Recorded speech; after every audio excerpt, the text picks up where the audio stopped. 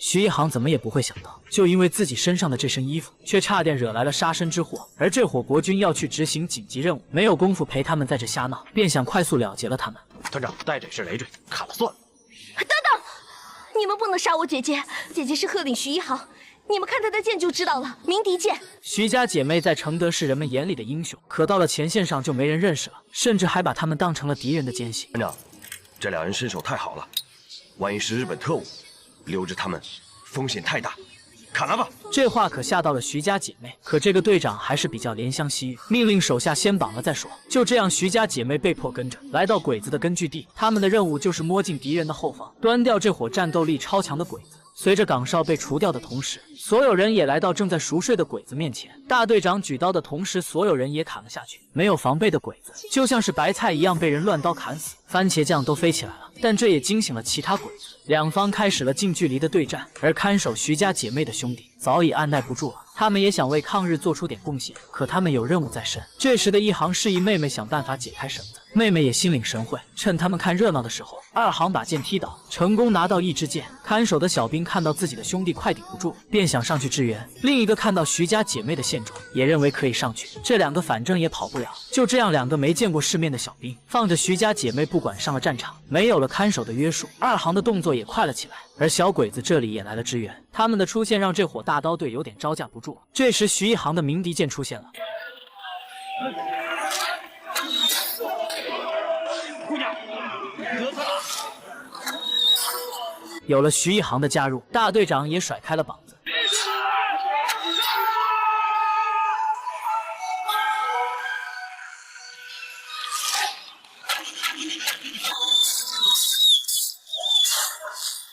徐一航的每一剑都带着恨，要不是这些鬼子毁了他的家，他早已是孩子的妈了。另一头的大队长也不含糊，看到自己的兄弟被杀，他转身就向二狗子的头砍去。就在他出第二刀的时候，一把大刀横空出世给挡了下来，是二狗子的结拜兄弟吕良彪来了。但吕良彪却不知道，面前的这个人就是他苦苦寻找的爹。现在的他满脑子都是保自己大哥的平安，对于面前的这个人，他自然不能轻易放过。初次见面的父子两个都给了对方要命的一击。随着小鬼子被慢慢吞掉的同时，吕良彪也不想恋战，转身逃离了现场。最后在徐一航的协助下，这场战争才勉强获胜。因此这个大刀队也付出了惨重的代价，整整500人的队伍只活下来20多个。在与姐姐成功帮助大刀队拿下一伙鬼子后，姐妹两个就来到徐景川的身边。现在的徐一航已经想好加入义勇军，而他不想妹妹牵扯进来，把他交给弟弟，便一人走向抗日的道路。有了徐一航的加入，义勇军的队伍也壮大到5000人，而一航则成了这支队伍的大队长。可小鬼子要押送一批物资，但现在没有人才可用，上方派来号称第一神捕的人来对付徐一航，而且还是高调出场，拿自己当诱饵引出徐家姐妹。这样的消息是满天飞。很快徐景川也看到了这样的消息，他认为既然这么高调的出场，就一定有过人之处。由于担心姐姐的安危，他要回城得助徐一航一臂之力。可医生告诉他，再过1个星期才能拉弓，不然这个伤口就会崩开。二航看到这样的情况，便劝哥哥留下，他去支援。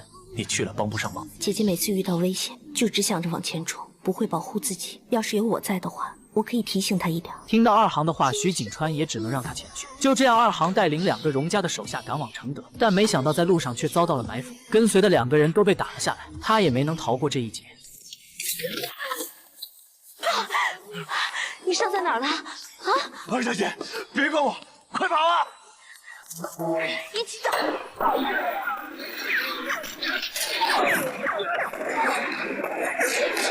二小姐小心！钟义，钟义！看到自己的战利品已经没有了战斗力，这伙隐藏的鬼子也冒了出来。而此刻的二航并没有用弓箭反击，却妄想拖走受伤的兄弟。最后的结局就是他也被打了一枪。面对这样的美人，小鬼子自然不能放过。随着他们的靠近，二航本能地向安全地带爬去，可他留下的血迹暴露出了位置。小鬼子顺着血迹慢慢靠近，他本可以用剑吓退小鬼子，可就是因为他的善良，却放弃了这样的机会。而他也被团团围住，领头的小鬼子开始兽性大发，想要切磋一下。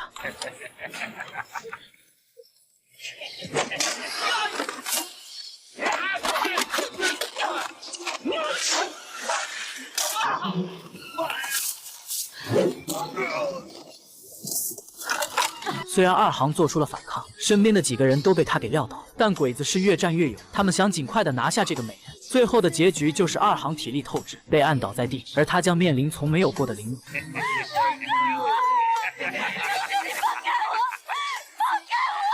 我想此刻的他也很后悔自己没有出剑，但现在即便想出剑也晚了。这些人对他做出了畜生般的行为。事情过后，二行也出剑了，那些人也为他们的不礼貌付出了代价。可二行却再也没有了往日的善良。此刻的他满脑子都是对鬼子的恨。如果知道有这样的遭遇，我想他一定会早早的出剑。从此以后，一个冷面无情的二行就诞生了，他将是鬼子的噩梦。由于竹木纯一迟迟拿不下徐一行，导致前线的物资不能及时的赶到，上方专门派了一个自称是满洲国的第一神捕前来支援，而这个狂妄自大的家伙竟然没有把徐一行放在眼里，不仅明目张胆地出现在城门口，还让竹木纯一亲自迎接。虽然他早已在徐一行有可能出现的地方设了埋伏，但他不知道的是，徐一行从小就是以打猎来训练自己，他有着非比寻常的听力，仅靠听声辨位就能确认敌人的位置。而徐一行只要射出一箭声东击西，就能把鬼子引开。当这个自以为是的家伙下车接受竹木的欢迎时，徐一行已经在远处悄悄地锁定了他。此刻自大的他还不知道，死亡已经来临。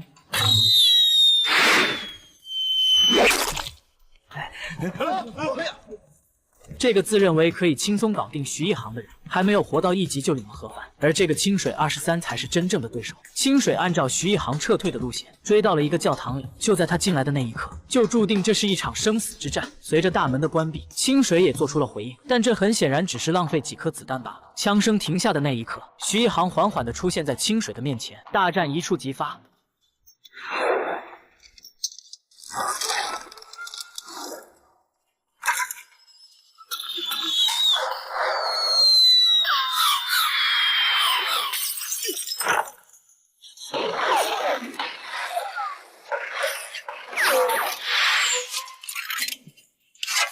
徐一行的每一箭都是瞄准对方的枪，因为没有了枪的清水就是一只待捕的羊。可没想到自己的箭已经用光，也没能打下清水的枪，最后他只能抛出东西引出清水23，最后再跟他开启近战模式。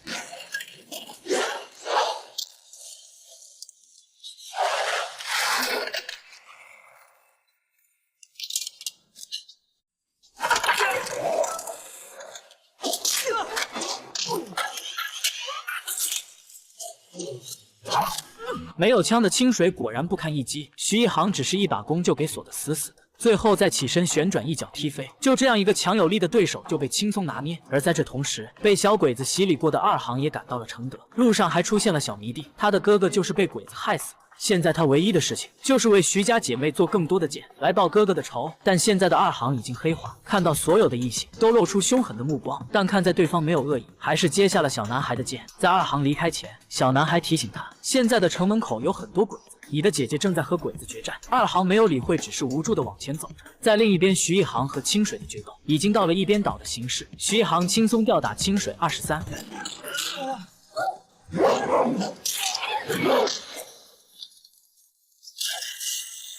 最终，这个清水还是以武艺不精败下阵来。可就在这时，门突然被打开了，是徐二行出现了。看到眼前的鬼子，他眼神变得犀利起来。看到眼前的二行，清水并没有在意，因为他知道二行不杀人。可当二行举剑的那一刻，清水也吓得够呛。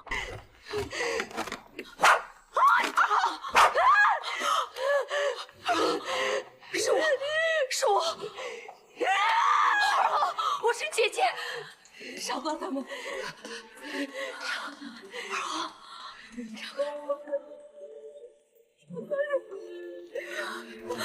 看到妹妹此时的状态，徐一行知道他最担心的事情还是发生了。他很后悔没有把妹妹早点送到安全的地方。那个既善良又让人心疼的二行不会再回来了。由于小鬼子送往前线的物资屡屡遭到抗日分子的堵截，现在要让荣石来替他运送新到的物资。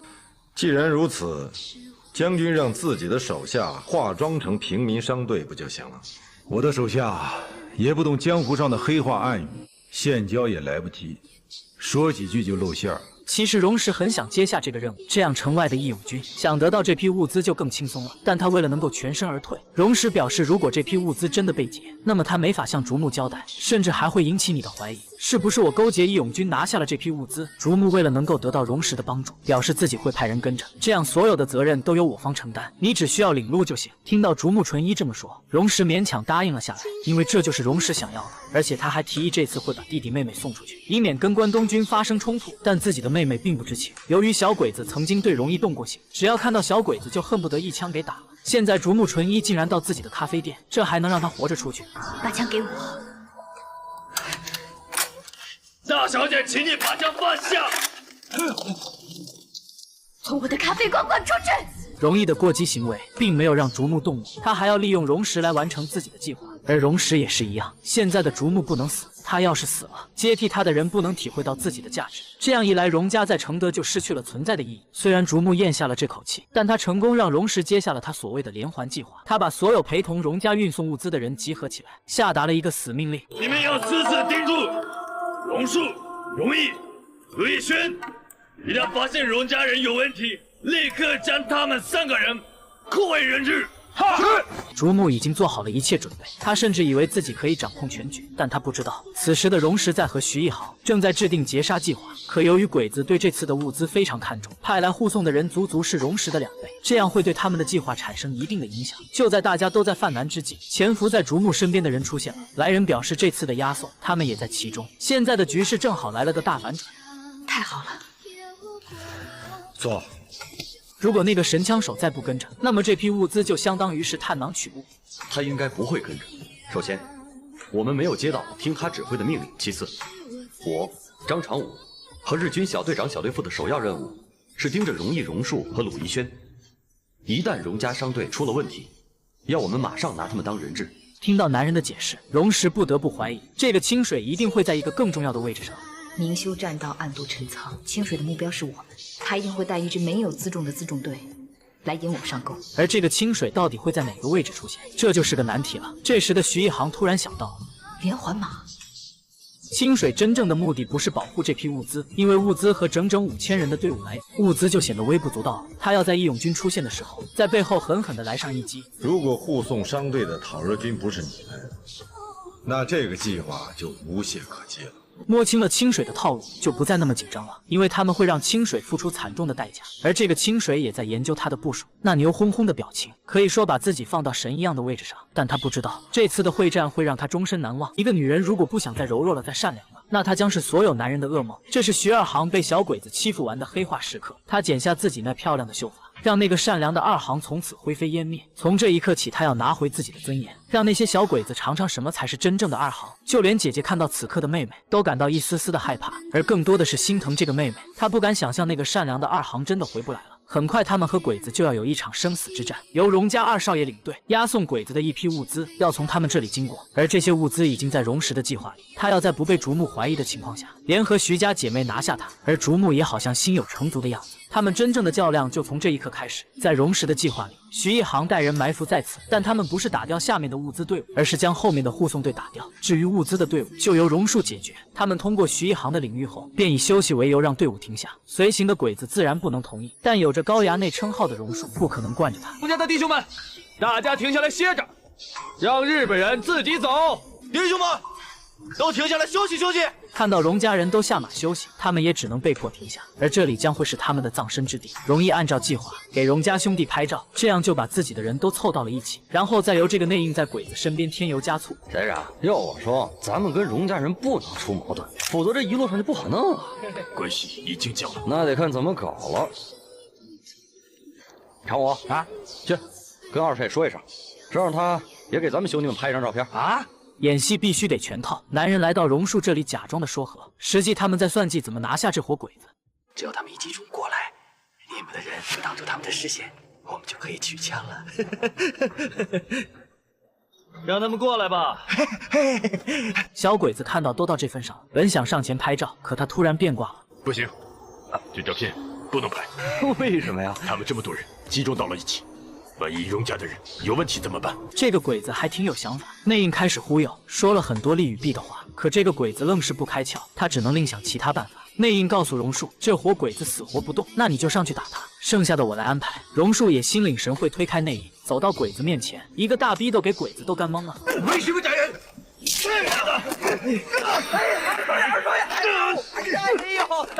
你耍我是吧？给你脸了！这怎么了？这是？冷静，你把老子当什么人了？你想拍就拍，想不拍就不拍呀！误会啊！误会！误会什么误会啊？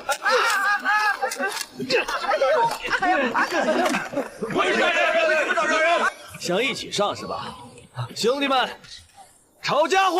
看到这里，内应知道时机已到，告诉小鬼子不能再闹下去了，要是耽误了运输的进程，竹木将军会怪罪的。小鬼子听到内应这么说，也只能同意。随后，所有的小鬼子都站成一排，等着容易的倒计时。1、2、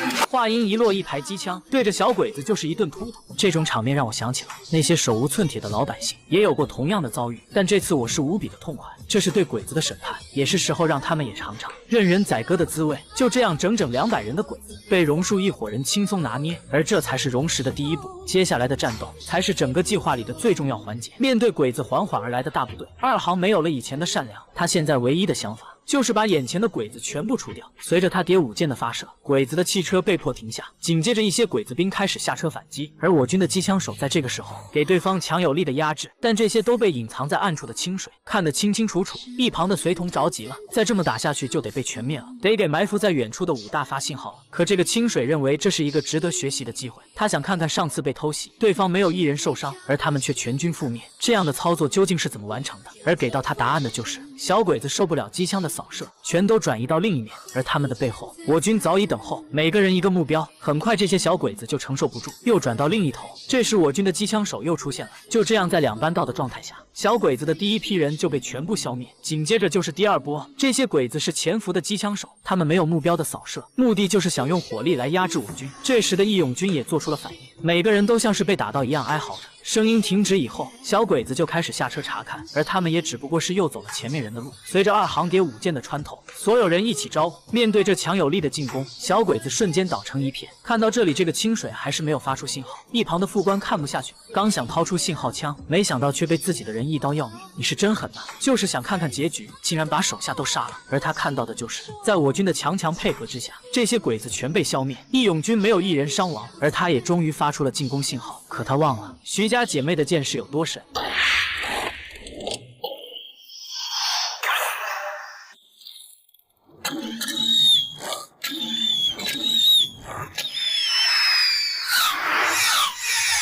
虽然徐一航没有射中清水，但黑化的2行怎能放过？清水找个隐蔽的地方还想发射，可这个时候枪却卡壳了。没有办法的他只能放弃。追上来的徐家姐妹看到地上的枪，徐一航没有让妹妹再追下去，只要发不了信号，就先让她活几天。而这个竹木还不知道自己已经输得一塌糊涂，还在这跟荣石比比划划。从局部上看，你取得了胜利。但是从全局来看，我似乎仍旧占着优势。是谁给你的勇气，敢这么说话？你要是知道外面的局势，就不会这么有信心了。而荣石的棋还没走完，现在荣家杀掉随同的鬼子，为了不让竹木起疑心，他又制定了一套上山赎人的方案。他们杀了所有的关东军，说是看在2少爷的面子上，除了在伏击中打死的那些人之外，荣家的人和讨热军他们都没动，让我回来给将军和荣大少爷捎个信儿，拿5万大洋赎回剩下的人。听到来人的描述，一旁的武大坐不住了，便自告奋勇要带兵上山围剿。这时的荣石该登场了，他表示我的家人没有回来之前，谁也不能动。但竹木却以开会讨论为由，让他先回去。事关我弟弟妹妹和几10名兄弟的性命，我必须参与。荣会长，你怎么参与5万大洋？也不是个小数目，连这位全世界最穷的富翁能拿得出来吗？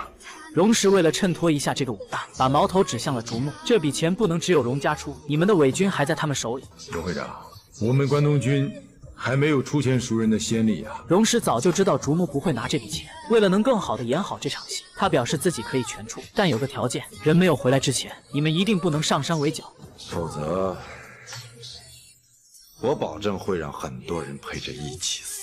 荣石的话彻底拿捏住了竹木，而这就是霸气的荣石，只要抓住机会，就会让你永远的爬不起来。这个武大一直想找个机会单挑荣石，但始终找不到机会。这次和荣石去赎回自己的手下，怕是有命去没命回。在没出发之前，他就收到了徐一航的催命符。因此，这个武大知道自己有去无回，不经意间还想起了妈妈，这就是在知道死亡来临之际都会有的反应吧。而荣石也不客气，既然你想比，我就给你这次机会。你觉得我在这里下车合适吗？怎么不合适？你知道徐一航在哪里瞄着我吗？你放心，他不会放箭的。荣石的话让这个武大知道了一些细节，那就是荣石既然能左右徐一航不杀他，这样一来，荣石就是他们的同伙。没错。就是你想的那样。虽然武大被气出了大冤种的模样，但荣石还是很客气的把他请下车。武大也瞬间雄起，不就是死吗？来吧，今天就来个生死决斗。荣石转身告诉山上的兄弟：“大家都听着，这是我和井口直树的决战，你们都不要动。”当把事情交代完之后，他想让这个武大死的明白一些，把所有联合义勇军的事情全都告诉了他。你们的军备是我联合徐一航和义勇军劫的。吕良彪也是我救的。卑鄙！你们在我们的土地上烧杀抢掠，还说我卑鄙？我说你卑鄙，因为将军如此的信任你，可是你却一直在欺骗他。你们忘了，老子是中国人，这儿是我的家。有强盗敢打到我的家里来，我就一定要把他赶出去，并且不择手段。荣石把所有的事情都说了出来，也不想再浪费时间，示意武大出枪。就在他出枪的同时，荣石已经顶住了他的脑门。跟射击教官比，你有这个实力吗？我是射击教官，这么比有点欺负你。接着，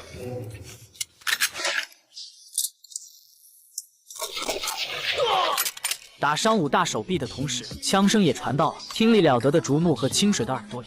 我似乎听到了枪声，没想到将军的听力也这么好。波朗宁191，枪声在10里之外，正是白运洞方向。而这还不是重点，因为他们清楚的知道荣石的手枪就是勃朗宁191。但不管怎么想，这个武大是在劫难逃了。由于荣石身边的锁结就死在这个武大手里，荣家二少爷因此还断指发誓，终有一天会亲手除掉他。但武大的自尊心很强，他不想死在别人的手上，便一枪了结了自己。他的这种行为让所有人都感到震惊。但竹木听到这是他们的手枪后，他知道武大回不来了。虽然这个武大已经饮恨西北，但还得给他拉回去交差。武大的事情处理完了，就要和徐一航研究一下怎么对付竹木纯一了。现在竹木要进攻白云洞，他把所有的兵力都集合到这里，要给义勇军来个大合围。但为了更好的消灭义勇军，他特意留了个出口，然后在出口的后方埋下重兵，再把突围的义勇军全部消灭。可这样的计划早就被徐一航识破。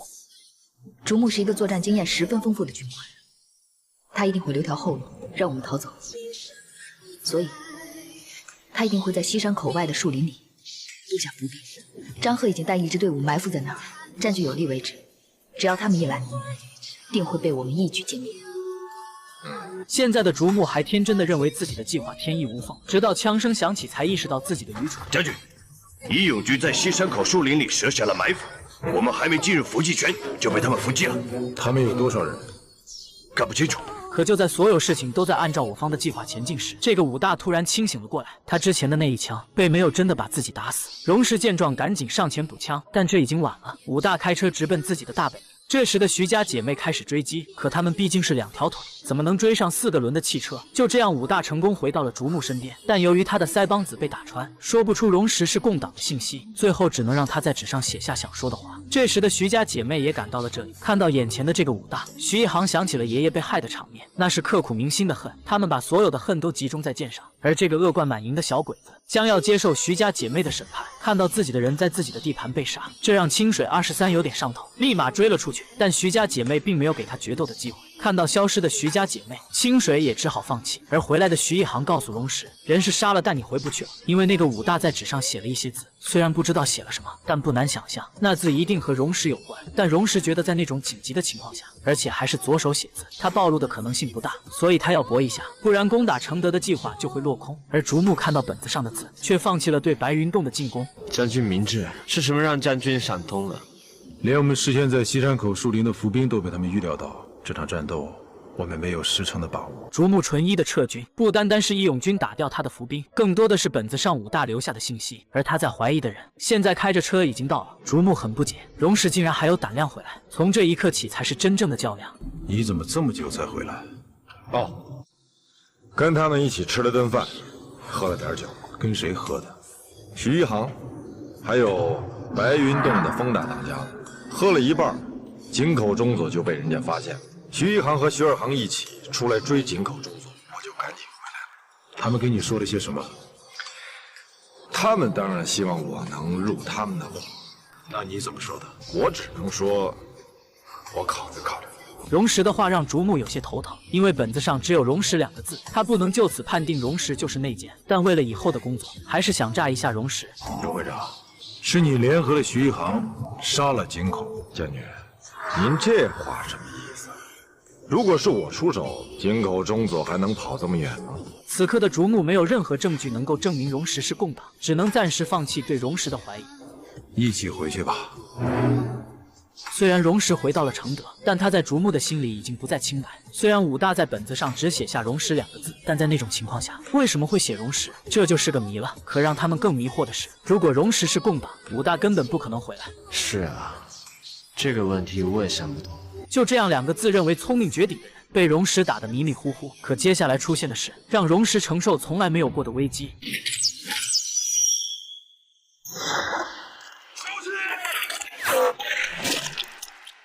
一次完美的刺杀行动，没想到竟然被敌人识破。小鬼子还想补枪，这时的徐二航及时赶到，救了荣石一命。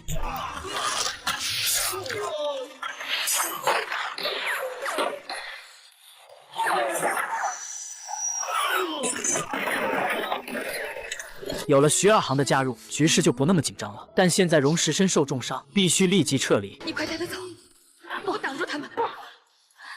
你们走，我去挡。2号，先撤出避暑山庄。姐姐的话对徐二航来讲起不到一丁点的作用，因为他现在能活着，就是为了在小鬼子身上拿回曾经的痛。但姐姐在撤离的同时，一直在呼喊他。听到姐姐不停地叫着自己，他也只能暂时放弃。而这时的徐景川也赶到了承德。虽然2航可以有效地阻止鬼子的前进，但鬼子的人就像苍蝇一样，死死地盯住他们。这时的徐景川也找到了这里。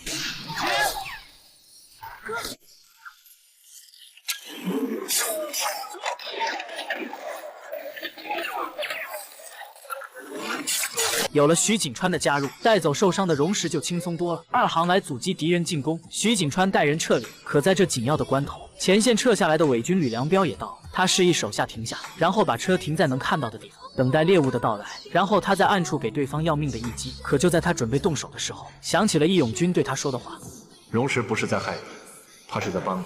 像你这种人，跟日本人是根本混不到一块儿去。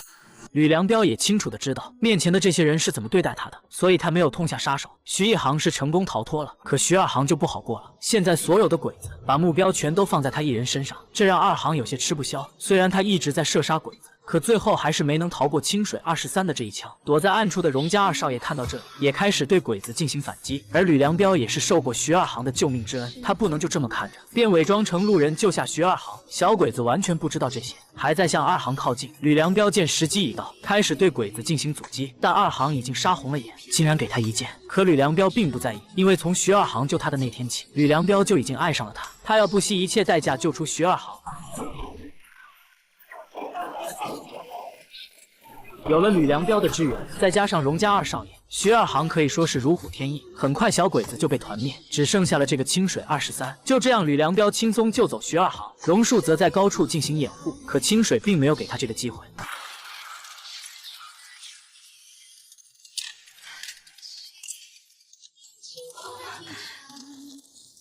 在这场战斗中，荣家是牺牲最大的，容易不敢相信眼前所看到的。他那个自己最爱的弟弟就这么死去，他要让弟弟活过来，哪怕只有一线希望。但荣树还是没能挺住。曾经的那个行侠仗义的2少爷，从此画上了句号，而他们的哥哥也好不到哪去，现在也是命悬一线。在这个时候，车还熄火，这就是不想让荣石活呀。但徐一航不可能就这么放弃，因为在这些日子里，他也对荣石产生了爱意。荣石，你睁开眼睛。荣石，你不是说你爱我吗？啊，你不是还要保护我吗？不，荣氏，不，坚持住。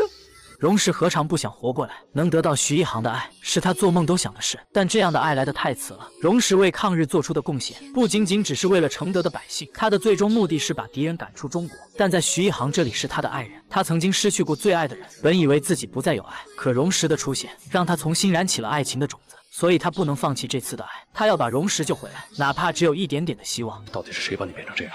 你告诉我，我替你报仇。没机会了。他们已经死了。这是徐二航被鬼子欺负完说的最多的一次话。眼前的这个男人虽然是伪军，但徐二航救过他的命。从那一刻开始，他就发誓一定不让徐二航受到欺负。可就是他所在的公司夺走了二航的善良。你要去哪儿？别跟着我！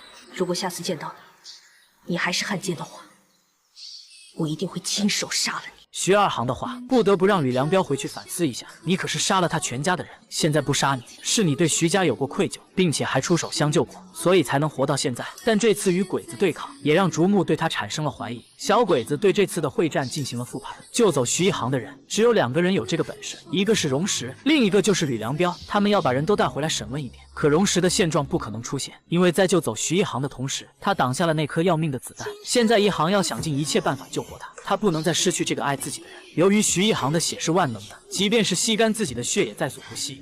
岸上的花结满了霜芒，怎奈狂风又践踏，泪水凌乱头发，任凭心寒到嘶哑。你在哪儿？你在哪儿？我的心就在哪。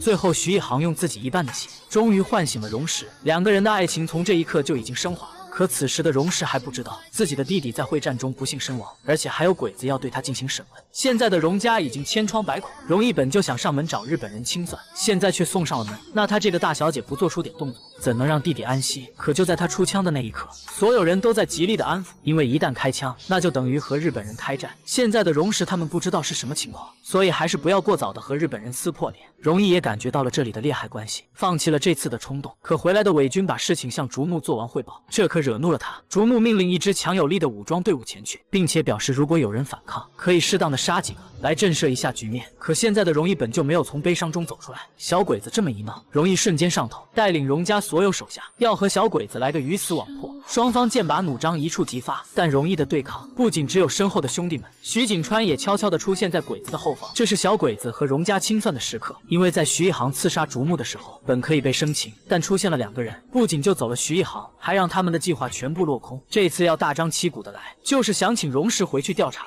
可荣石已经受伤，并且也不在荣公馆，荣树也在那场战斗中牺牲，现在只有荣一来掌管大局。他带领所有兄弟要和鬼子来个生死之战。小鬼子自认为可以碾压这里的一切，可没想到背后竟然出了个程咬金，一箭就射穿了5名鬼子，这让他们有点慌的一批。鬼子头四处寻找敌人的方位，最后在不远处看到的徐景川，马上命令手下进攻。当装甲车对准目标的同时，徐景川也做出了回应。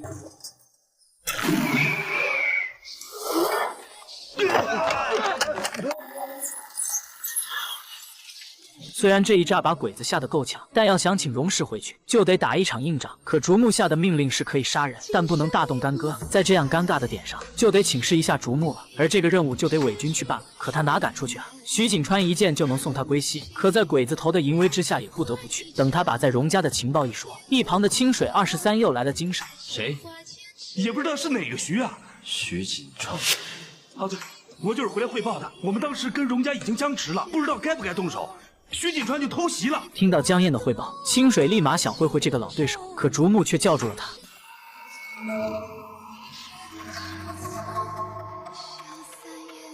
将军对清水不放心。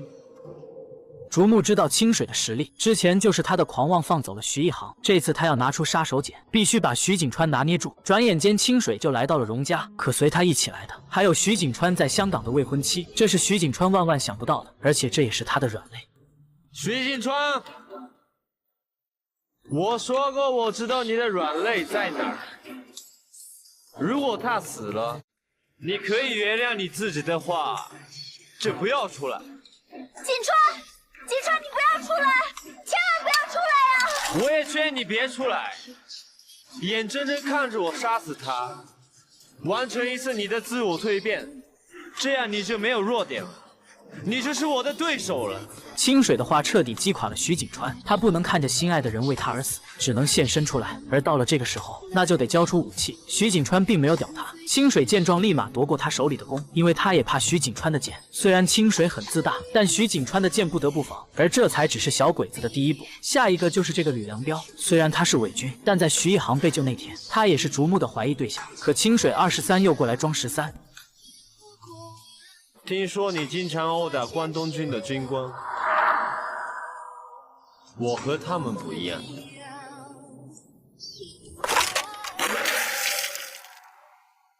没礼貌。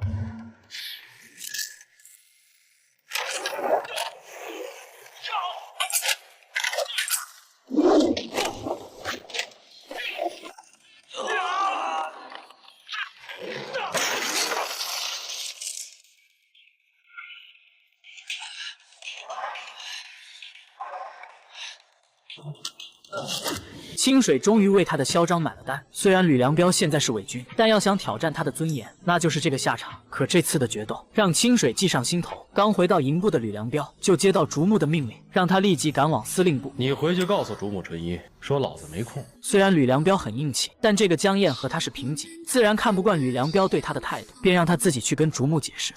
江燕，你说你这个人这样下去有什么意思？别说给你个营长，就算是给你个师长，那又怎么样？这见了日本人连屁都不敢放一个。这话显然让江燕很难看，但他也没惯着吕良彪，表示你大哥张一平不也是这样，见到日本人也像条狗一样。这话可彻底激怒了吕良彪。我去！你小子什么东西敢戳我大哥？这可把江燕吓出了一身冷汗，趁着吕良彪还没有杀人的想法，赶紧离开这里。可憋了一肚子气的江燕，却突然听到小兵议论吕良彪救走徐一航的事。没说什么，没有。再说一遍。有人看见徐一航是坐着吕良彪的车出的城，吕良彪先是一个人开着车进了承德，听说和一个叫清水23的人交过手。这事张旅长知道。小兵的话让他眼前一亮，出气的时候到了，这可是要命的信息。但这一切之所以让他知道，全都是我军的内应一手操办的，就是为了让小鬼子对吕良彪下手。我军再把这个人才救出来。哎呀，张旅长，你就全说了吧。要是没有确凿的证据，那将军也不会叫你过来的，对不对？张旅长，你要知道，等我查出来后果会是什么。而这个吕良彪一直依赖的大哥，为了保自己的命，竟然把吕良彪救人的事全都给说了出来。这么说，这是真的？是真的。你既然用性命担保他，你必须承担你应该负担的责任。您就随便发落吧，我保证不会再为他多说一句话。吕良彪永远也不会想到，他最信任的大哥在关键时刻却放弃了他。竹木表示立刻出动关东军拿下吕良彪，可这个张一平为了请功，又给出了个主意。我的意思是，把他那个营调离承德，随折腾大佐开往康远。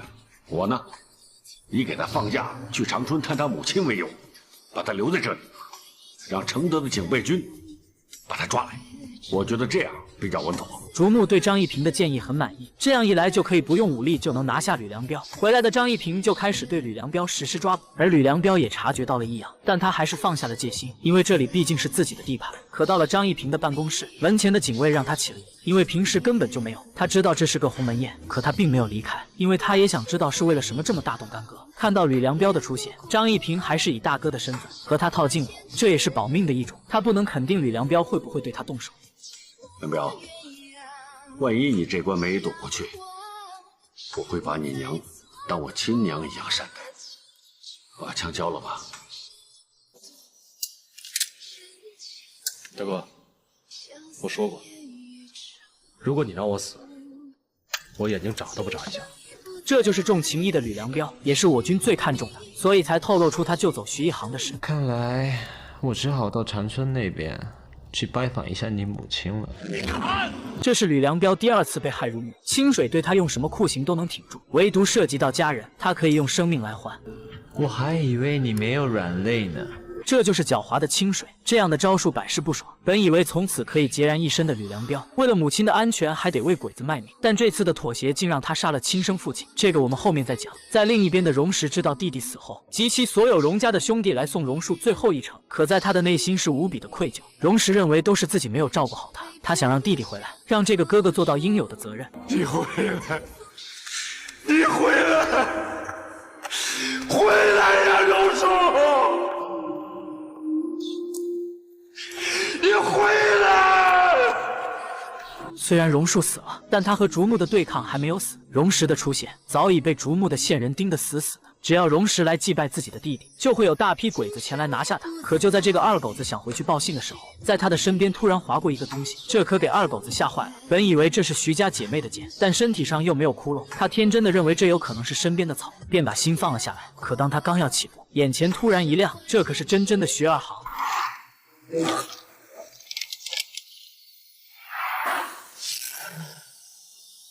虽然二行恨这些二狗子，但在大家的渲染下也恢复了理智，所以这个江燕才能活着。可还没等逼供，他就要全招，给二行都整不会了。我说什么？啊？哦，对，城里有一支队伍蓄势待发，由田中大佐带队，只要看到荣大少爷回来，立即出动，要全歼荣家人。田中大佐？哎，对，就是黑名单上那个田中。虽然他把竹木的部署说了出来，但也不能免他一死，因为他是实打实的铁杆汉奸。但为了保命，赶紧替死去的榕树抱不平。可他的假慈悲换来的就是脑袋上多个窟窿。想打死你！别杀我！耿宇，荣实不是不让耿宇动手，因为他要正式向竹木开战，而这个必须有人回去禀报。你回去告诉竹木，就说他以前对我的怀疑都是对的，所有的事情都是我做的。那2批军备也是我联合徐一航他们接的。我的目标只有一个，就是把他们赶出承德，赶出热河，赶出中国。这就是荣实内心深处的想法，哪怕牺牲在承德的家业也在所不惜。而在另一边，竹木得知荣实的真实身份后，便开会讨论对他们的围剿。秦日月，这场战斗交给你指挥，3天以内对白云洞进行彻底清剿。这次不要再让我失望。清水也知道自己成事不足败事有余，便提议自己带人先去探摸清义勇军的藏身之地，然后大部队再进行清剿。竹木对他这次的想法很满意，可到了这里却发现连个义勇军的影子都看不到，这就意味着他们的计划要落空。可没想到这伙刚和小鬼子打完仗的大刀队，竟然是清水的领路人。自从国民党和小鬼子签订停战协议那一刻，这个大刀队就抗命自己杀鬼子。可怎么说也不能老这么飘着。大队长提议加入义勇军，而这个任务就交给赵华去办，因为大队长和徐一航合作过，也知道他们曾经是一对夫妻，这也是让他与徐一航见上一面。必定徐一航还不知道赵华活着。那我们什么时候走？现在就动身吧，连夜就出发。我知道你心里急。是。有了大队长的指示，赵华日夜兼程，恨不得马上见到徐一航。而他为了赶路，丝毫没注意路边的人。清水很清楚他们是军人，这就意味着只要跟上，就能找到义勇军的藏身之地。而赵华这短暂的休息，却给义勇军带来天大的麻烦，因为清水在后方死死地盯着他们。太想爱你是我压抑不了的念头，想要全面占领你的喜怒哀愁。徐一航怎么也不会想到，他深深爱的那个人，竟然有一天出现在他的面前。就在徐一航结婚的当天，全家人都被鬼子杀害，包括这个新婚丈夫。从那以后，他就把自己的爱封闭起来，满心都是在复仇的道路上。直到荣实的出现，两个人在一起抗日的道路上，慢慢有了感情。从徐一航为荣实献血的那一刻，两个人的爱情已经到了忘我的境界。可现在赵华的出现，让徐一航不知道该如何是好。他知道这种日夜煎熬的痛苦，因为他在失去爱情的那一刻，只要一闭上眼睛，满脑子都是他。而眼前的赵华又何尝不是呢？虽然一航很痛苦现在的局面，但在赵华和荣实之间必须做个选择。而荣实留下一封信，让一航摆脱这种两难的痛苦。我却常犯错，像一个太忙太累太傻呀，请原谅我的不辞而别。我并不是因为赵华的出现才离开的，赵华的归来正好可以增强这支队伍的战斗力，而我最好还是回到从前，一直在你身后做好保障工作。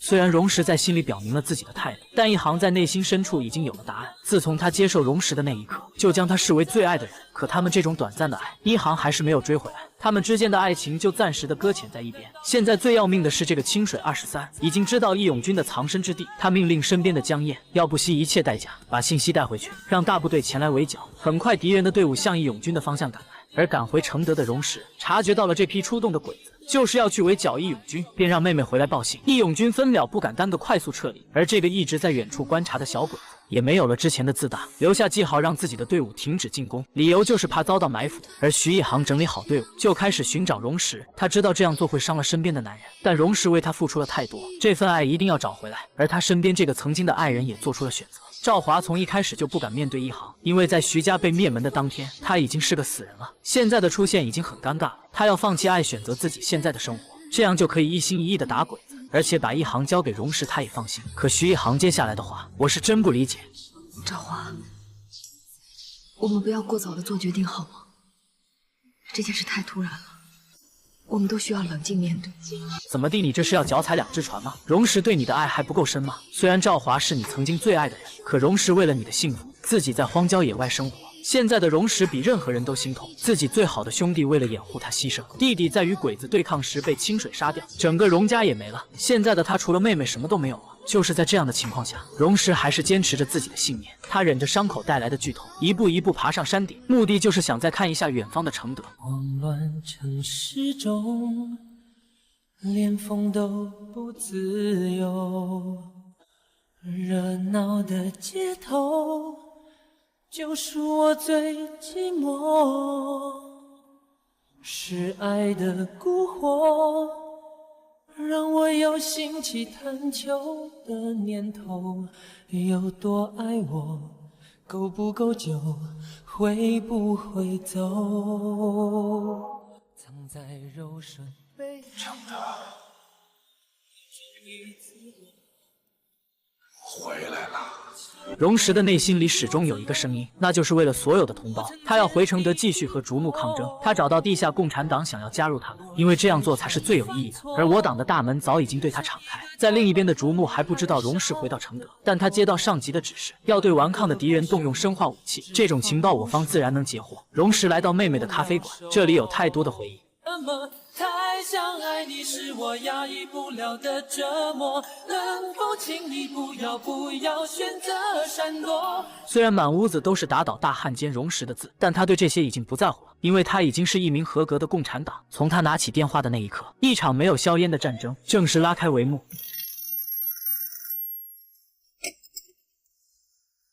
将军你好，我是荣石。竹木怎么也不会想到，荣石不但回了承德，还给他送上新年的问候。身边的两个二狗子更是惊讶的很，这不是自投罗网吗？荣石也不客气，直接表明这次回来的用意就是想把你赶出去。但竹木那是见过世面的，不可能被吓到。荣石，你听好了，我就是不走，所以我才回来，直到把你赶走。现在的竹木就想搞清楚，荣石这么明目张胆的回来，到底是为了什么？没办法，遇到难处了。只好向你求助。需要我帮什么忙？想跟将军借点粮食。借粮？这话可把竹木整懵了。我抢还来不及呢，我把粮食给你们，然后吃饱了再来打我，这很显然是不可能的事。将军不要笑，我很严肃。你跟我借粮，吃饱肚子好来打我，还让我不笑。如果你不借，那我可就抢了。话既然这么说了，还让你把粮食抢了去，我以后还有脸在军界混吗？恐怕你都没脸活着了。你的心情我理解，但是这粮食我抢定了。竹木纯一虽然很生气，但他不得不讨论一下荣石回来的真实目的。哎，他不是说他要抢粮食吗？抢粮食？他有必要跟我打招呼吗？没错，荣石这次回来的真实目的有两个，第一个就是救出徐一航的弟弟徐景川，第二个则是捣毁鬼子的生化武器。现在荣石就要部署和竹木纯一的决斗计划，先让我军在竹木身边的卧底把自己的藏身之地泄露出去，因为荣石知道竹木想用智慧干倒他，不可能带人前去。结果自大的竹木独自一人来到荣石的面前。荣会长，不要担心，我是一个人来的。这是荣石早就料到的。现在的竹木正在一步一步往荣石的口袋里钻，现在就是玩文字的时候了。竹木也不客气，直接开门见山问荣石：什么样的条件才能让你为我所用？这么说，将军对荣石还没死心。刘会长，我带您去一个地方吧。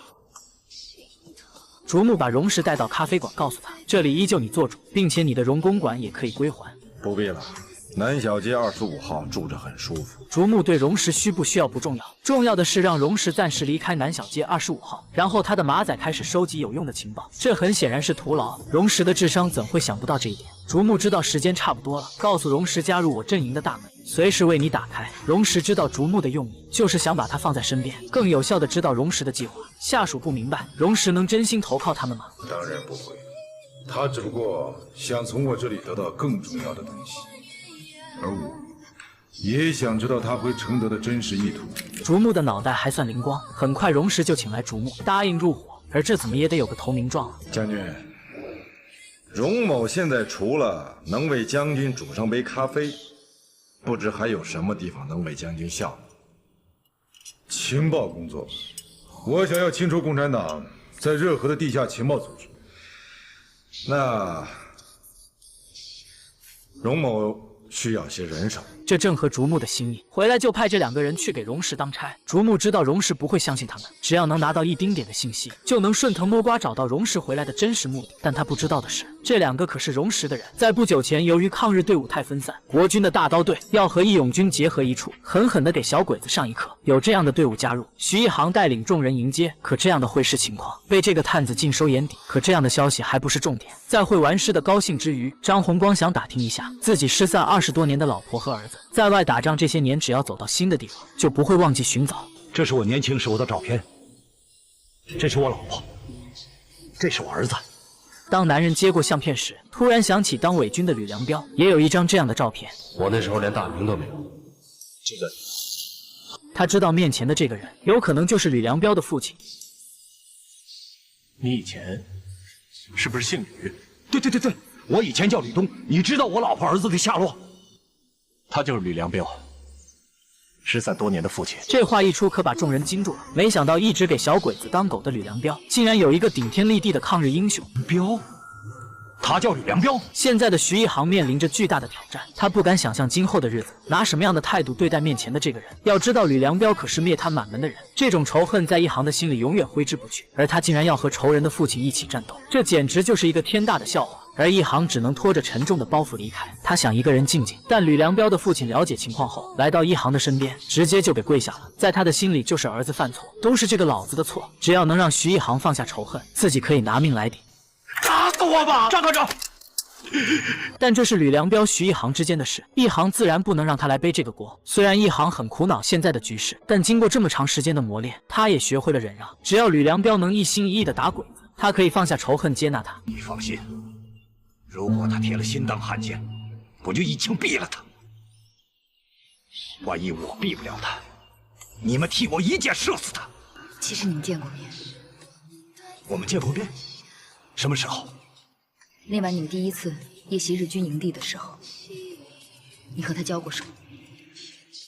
他当时为了保护他的大哥张一平，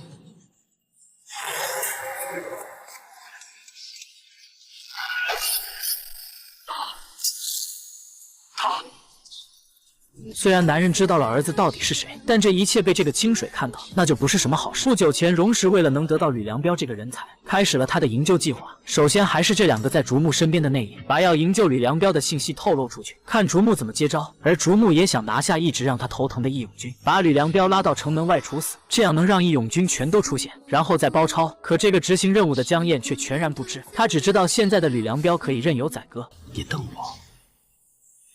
你有什么本钱瞪着我？现在的江燕可以说是到达了人生的顶点。对于眼前这个快要死的人，他要把之前吕良标对他的羞辱全都拿回来。好腿呀！我也试试。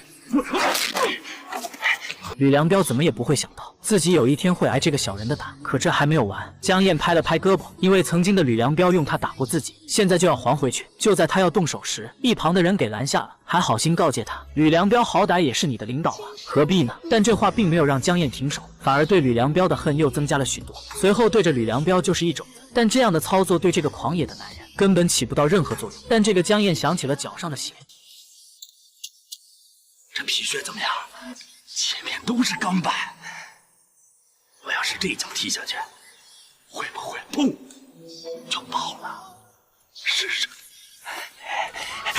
江营长，你这让吕营长的大哥张一平知道，他肯定不会饶了你的。现在的江燕就是小人得志，任何人的话都不会听进去，最后的这一脚还是踢了下去。那酸爽隔着屏幕都能感觉到痛，而这一切很快就要结束了。江燕要来真格的了。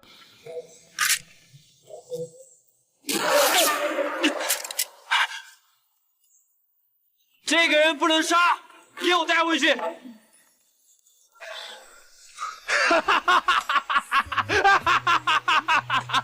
过一会儿，让你试试老子这脚。此刻的江燕可以说是后悔死了，她怎么也不会想到吕良彪能活下来，但回来的她不明白，马上快死的人了，这个清水为什么救他？好，我去告诉你，但是你给我记着，如果你敢泄露这个秘密，你比谁死的都惨。那我还是不知道了吧？不，好东西一定要跟别人分享。我就是想让吕良彪亲手杀他爹，然后再告诉他真相。你猜他会是什么反应？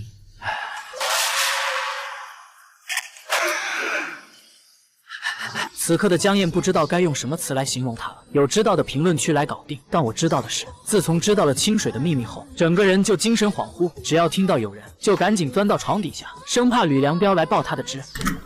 江营长，两个人虽然把他从床底下拽了出来，但一听说一会吕良彪会来看他，可给他吓坏了。最后连哄带骗才让他平复些。可清水23救下吕良彪的事，一直是我军搞不明白的事，便想在他这获取点有用的信息。那个清水23他不是来打仗的，他是来玩的。怎么玩？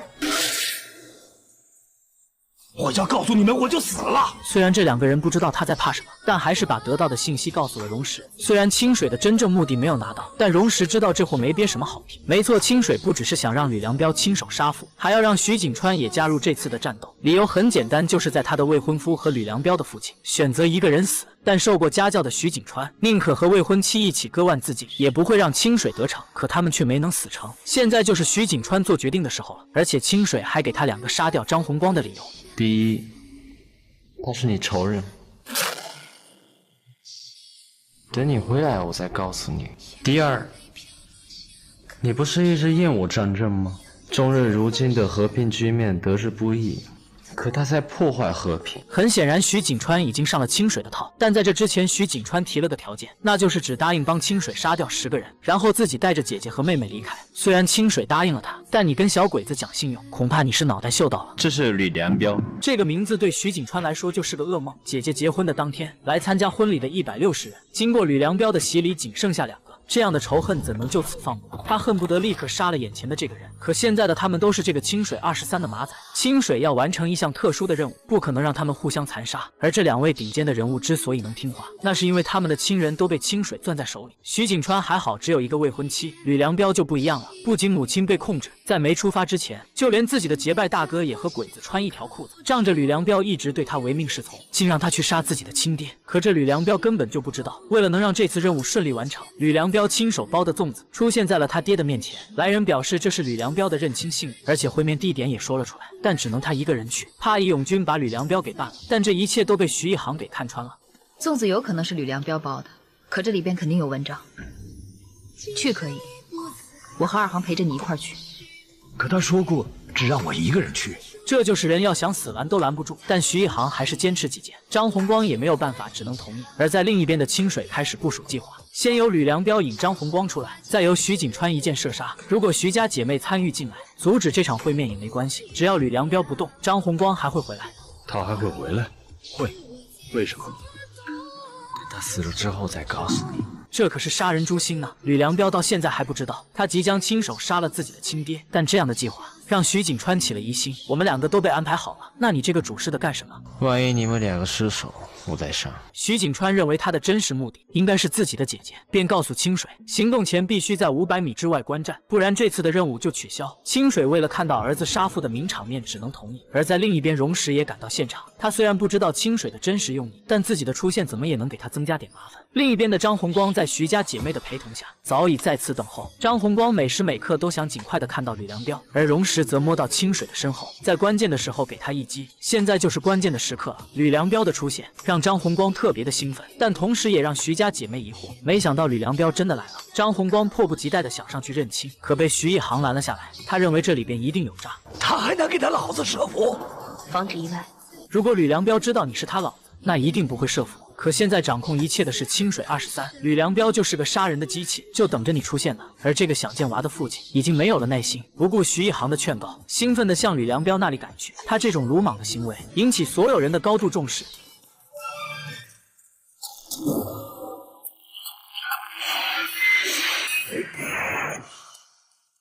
徐景川为了救出自己的未婚妻，向抗日英雄射出要命的一箭，但被他的妹妹给打了下来。可当他还想再出箭时，徐家姐妹及时赶到阻止了他。为了以防万一，徐一航掩护张团长撤离，徐二航断后。但看到张红光已经离开自己的射程，他立马追了上去。在他的认知里，只要杀了张红光，未婚妻就能安全的回到他的身边。但姐姐不可能让他得逞，这也是徐家姐弟三人第一次拔剑相对。我们家就我们3个人了。可我们现在在干什么？你不心痛吗？哥，荣氏已经在挖地道救你了，你再耐心的等等。二航的话不但没能让徐景川回心转意，还认为眼前的这个人不值得他们保护，因为这都是清水23给他灌输的。但徐一航必须做出反驳，就凭张红光能抗命杀鬼子，就值得他们保护。我答应了清水帮他杀10个人，就是为了取得他们的信任，这样才能杀了他。徐一航见弟弟这么不开窍，便让张团长先离开这是非之地，而且还特意强调这是个圈套，不能再和吕良彪相见了。张团长也明白徐一航的用意，便马上离开。可徐景川的任务还没完成，但有徐家姐妹在，就不可能让他杀了抗日英雄。二航为了让哥哥停手，说出了自己内心的声音：虽然吕良彪杀了咱们全家，但他爹不一样，那是个实打实的抗日英雄。什么？谁和谁是父子？你难道不知道张团长和吕良彪是父子吗？他不是姓张吗？那是当年他为了逃出东北，隐姓埋名的。这个时候，徐景川才知道之前清水对吕良彪说的话。他肯定还会回来的，你这手术态度，他还会回来？这个等他死了之后再告诉你。但这一切已经晚了。张红光为了能见儿子一面，冒着被打死的危险又折了回来。而吕良彪已经做好杀爹的准备，只要这个人一死，他娘就会平安回来。但他不知道这一枪下去将会是逆天的行为。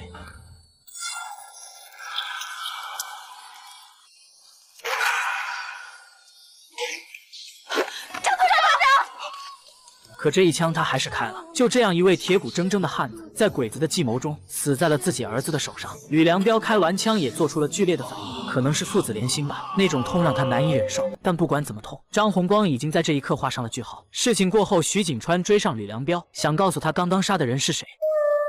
他是谁？他是……徐景川多想一吐为快，但看到吕良彪那无知的模样，还是没能说出他杀掉亲爹的事实，只告诉他那是抗日英雄。我知道。徐景川不敢想象，如果吕良彪知道自己的行为能不能挺住，但此刻的他却绷不住了，只能对天发泄自己的不满。而张红光用尽最后一口气，向徐一航发出自己内心的声音：他已经铁了心当汉奸了，你我杀了他。收到嘱托的徐家姐妹立马就想去做了吕良彪，可弟弟却拦着不让，因为他的未婚妻还在鬼子手里。清水埋伏在500米以外，你们再朝前走，就进入清水的射程了。得知清水也在，徐一航提议他们3个联手除掉这个害虫。可徐景川还天真的认为自己只要救出未婚妻，一定能亲手杀了他。可这个时候，清水已经瞄准了他们，还好荣石早就埋伏好，打掉他的枪。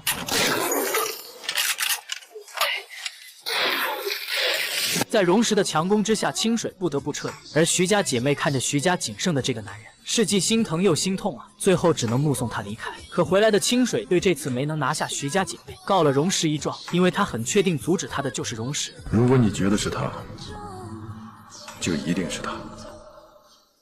我不明白，将军你为什么还在用荣石？你做的很多事情我也不理解。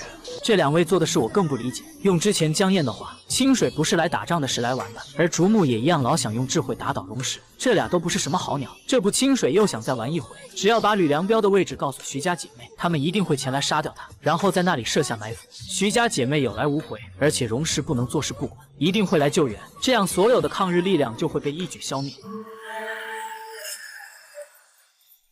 徐一航没想到早已忘记的痛会再次出现在他的面前。这些照片上的人都是在他结婚的当天被吕良标杀害的。现在不管是于私还是于公，他都要去趟承德要了吕良标的命。但他这次回到承德，打乱了所有人的计划。竹木想让荣石去拦杀一批共党，而荣石给出的回答是他完成不了这样的任务。为什么？我就是共产党的一份子。将军正是因为这个，才把荣石留到现在的，不是吗？竹木很疑惑，你过早的暴露自己的身份，就不怕走不出避暑山庄吗？荣石早就拿捏住竹木的命脉，杀了我自然很轻松。但将军要再想得到承德地下岛的情报，恐怕是难如登天了。竹木被说的脑瓜子酥酥的，没想到荣石把他的命脉掐得死死的。竹木很明白荣石的用意，那就在战场上见高低吧。可等荣石离开后，跟自己的手下复盘时，这个老匹夫怕玩不过荣石，命令手下派人去把荣石围了，而且还让他安插在荣石身边的人，把自己的绝密计划告诉给他。而这两个人早已经不是竹木的探子，现在是荣石的耳目。他们认为只有联系地下组织，才能把荣石救出去。但这些早已被荣石看得通透。竹木之所以这样做，就是为了引出我党的地下工作者。快去告诉杨老板，让他们停止一切行动。那您行动不是冲我开的，你们只要一动，就会全部暴露给他们。那如果我们不动手的话，他对您动手怎么办？即便真对我动手，你们也不能上。虽然这两个很担心荣石的安危，但在大局面前也只能这么办。而且荣石也做好了一决生死的准备。可徐一航的出现扭转了现在的局面。小鬼子第一时间得知徐一航赶来承德的消息，清水认为这是个一箭双雕的好事，只要在城门口设下埋伏，然后把这个消息透露给荣石，只要荣石联系组织救援，那就能顺藤摸瓜一举歼灭。可荣石知道竹木那边的部署之后，立马判断这是个死局，救徐一航就会暴露我党的地下工作者，不救徐一航会命悬一线。但经过荣石仔细的分析，现在只有一个人能破这个局。谁？吕良标。吕良标怎么破呀？徐一航来承德的目标肯定是吕良标，但如果吕良标已经出城了，徐一航就应该不会进城了吧？这话没错，但没有什么事的话，吕良标一般是不会出城的。这就看你们的了。随着徐一航快进的步伐，赵张两位兄弟找了个会餐的借口，让吕良标随他们一起去城外打点野味。吕良标也没多想，随口就答应了。但他这时想起了那个踢过他的江燕，病得越来越严重了，成宿的不睡觉，就怕您去踢他的裤裆。瞧他那点出息，吕营长，您就一点也不恨他？他以前被我整得挺惨的，哎，算了，就当让他报仇了。可到了江燕这里，吕良标只是吓唬一下，这小子竟然想把清水的秘密告诉吕良标，而且还有他大哥张一平也在里面。可还没等说完，就被打了一耳光，原因就是吕良标的大哥别人说不得。跟你说了多少次，不许说我大哥！我今天非踢死你！江燕是真的怕了，吕良标也来脾气了，这次是真想给他踢爆，可就是虚晃了一下，江燕就受不了了，把清水的秘密全都倒了出来。清水杀的那个张红光，他是你爹呀！吕良标听到这样的信息，如同让雷劈了一般，他不敢想象江燕口中的张红光竟然是自己的亲爹，而且这个人还是他亲手开枪打死的，并且自己的结拜大哥，从一开始就知道，还让他去执行任务。这样的信息比杀了他还难受。明知道他是我爹，为什么要我去杀他？为什么？张一平知道事已败露，又打起了感情牌，把救过吕良标的事又搬了出来。可这次却没有让他得逞。吕良标质问自己找爹的事，你不是不知道，而且你已经知道张红光是我亲爹，还让我去杀，这是当大哥应该做的吗？兄弟，我们是磕头兄弟，我能让你害你爹啊？大哥也是没办法，大哥全家老小都攥在日本人手里。我也怕失去亲人呐！一听到张一平提到亲人，吕良标挪开脑袋上的枪，因为他还有亲娘在小鬼子手里，他想借张一平的地位替他挡一下，自己去长春救回母亲。我这次就是豁出性命，也要帮你打好这个掩护。看到张一平做出的承诺，吕良标表示，只要救出自己的娘，你张一平还是我的大哥。可在他转头的那一刻，吕良标犹豫了一下，他怕这个自己认为的大哥会再次出卖他，便一再强调自己的立场。我相信你。是因为我永远把你当我大哥，能不能救我娘，就指望你了。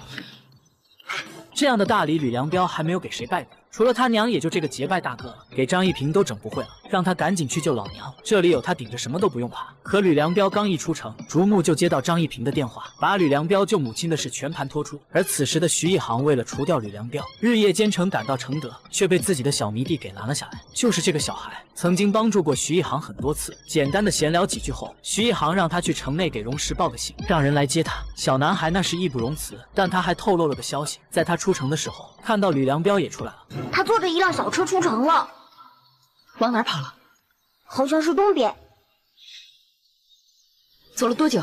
有一会儿了。徐一航没有片刻犹豫，转头就追。巧的是，吕良彪的车却在这个时候熄了火。经过司机的检查之后，便告诉吕良彪车子缺水，得找点水去。可就在这个空档，徐一航已经在不远处悄悄地锁定了他。在徐一航的认知里，吕良彪就是个认贼作父的家伙，手里的剑丝毫没有犹豫，奔着吕良彪就射了过去。但吕良彪也不是白给的，凭借自己的灵敏度躲开了这一剑。徐一航见状，立马追了上去。最后，吕良彪躲在一棵树后，接受徐一航的喊话：“吕良彪，我知道你在这儿，你不配再活着。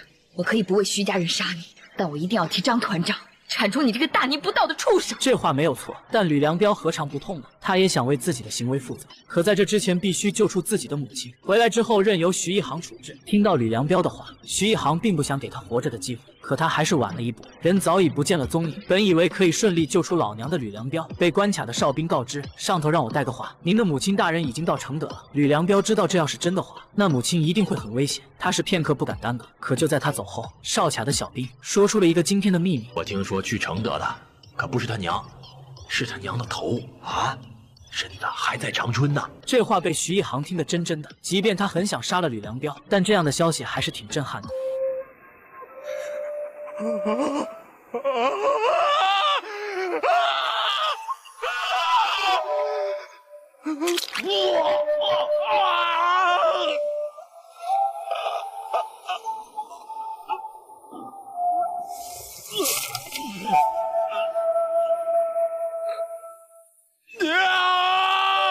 吕良彪怎么也不会想到，再次见到亲娘的时候，竟然是他老人家的人头。这一幕的出现，可以说直接让他崩溃到死。而这一切都是这个清水23的杰作。就因为吕良彪曾经侮辱了他，先是设计让吕良彪亲手杀爹，这回再送上他母亲的人头，而现在的吕良彪也要成为他的猎物。就在他要解决这个眼中钉的时候，一支突如其来的箭打断了他的计划。狡猾的清水没有多想，转头就跑，因为他深知徐家姐妹的剑有多厉害，有这样的机会可以除掉清水，二行自然不能放过。但每一剑都像是在开玩笑一样，被清水一一躲过。即便这样，二行始终没有放弃，他相信终有一剑会命中，但事实却让他很失望。就在他多次失手的同时，一直追杀吕良彪的徐一航也加入了阵营。而被遗忘的吕良彪被搜寻的义勇军发现，因为吕良彪是他们攻打康源的关键。不管曾经的吕良彪做过什么，现在的他必须及时抢救。而远处的枪声也燃起了张赫的斗志，独自留下樊小燕为吕良彪治疗，前去助徐家姐妹一臂之力。有了他的加入，再加上徐家姐妹，清水可以说是腹背受敌，只能夹着尾巴四处逃窜。现在的清水可能也不会想到，不但没有除掉吕良彪，还招惹上最难缠的姐妹花。再加上张赫的助攻，他也只能像个老鼠一样被追着打。在另一边，经过樊小燕的针灸治疗，吕良彪也苏醒了过来。可还没等吕良彪反应过来，樊小燕就被一枪打中心脏。樊小燕！当吕良彪看到不远处的清水23，脑瓜子瞬间上头，又是这个清水，这回满血复活的吕良彪要和他新账老账一起清算。可清水23也不可能任他们宰割，一路小跑直奔自己的大本营。紧跟其后的徐家姐妹，眼看就要到城门口了，二行提议不能再追了。可吕良彪不管那些，但没等他追上去，就被一行踹倒在地。姐，我们答应过张团长的，他真不知道张洪光是他父亲。张团长以为他铁了心要做汉奸，其实他只是中了清水的圈套。他已经快要崩溃了。听到妹妹的话，一行犹豫了片刻，吕良彪也做出了表态，只要能让他杀了清水，回来以后任由他处置。但徐一航还是没有要放弃的意思。二行用利与弊的关系向徐一航解释，现在我们要打康源，而吕良彪的那个营就驻守在康源，只要吕良彪带领队伍起义，那攻下康源就唾手可得。姐，他已经在抗日了。最终徐一航还是以大局为重，放弃对吕良彪的审判。吕良彪，你别添乱了。樊小燕已经为你中了枪，你还剩多少人为你而死？别人说的话，吕良标可能不会听，但这个可是他发过誓要保护一辈子的人。他的话就如同圣旨一般，有太多的无奈，只能对天狂笑。不久前，张长武还以吕良标的名义策反这些二狗子，因为吕良标已经投靠了义勇军，而他的兵自然得有人来策反。可没想到这些二狗子不但不相信张长武的话，还认为他是来挑拨离间的，随后就要把张长武带到鬼子面前邀功。可他们不知道，这个张一平奉竹木纯一的命令前来清剿他们。为此，张一平还做出了缜密的计划。你有什么计划？我以更换武器的名义，让他们到操场集合，等他们交了枪，也就一起射杀。这就是他们心中的老大。不知情的二狗子还压着张长武来请功。我们抓了一个奸细，想策反我们和抗日同盟军里应外合拿下康源。他说吕大哥和您闹翻了，已经抗日。看到如此忠心的手下，张一平的笑不仅是对他们的侮辱，甚至还带着一些愚蠢的目光。二狗子还天真的认为自己的吕大哥说什么也不会背叛张一平。有这样的兵，张一平也很欣慰。可不管咋样，竹木的命令是吕良标的这个营要在义勇军攻打康源之前全部消灭，随后便开始了他的计谋。同盟军即将攻打康源，竹木将军为你们调配了一批新的武器，告诉弟兄们准备换新武器。是。搞定了吕良标的手下，现在就要从张长武身上挖出他想要的东西。张长武，跟我说实话，我可以饶你不死。告诉我，谁是你的同党？面对这种敏感的话题，张长武自然是闭口不答。可现在的张一平是拿捏他命脉的人，只要威胁到生命的时候，就不信他不说。但面对冰冷的枪口，张长武依旧保持原有的态度。可张一平怀疑，和他一起进进出出的那个赵正武有很大的嫌疑。他是个铁杆汉奸，我早就想拉他过来了。看到张长武那宁死不屈的态度，他也不想再审下去了。因为吕良标的那个营才是他的主要目的，而这个张长武自然也死在了抗日的道路上。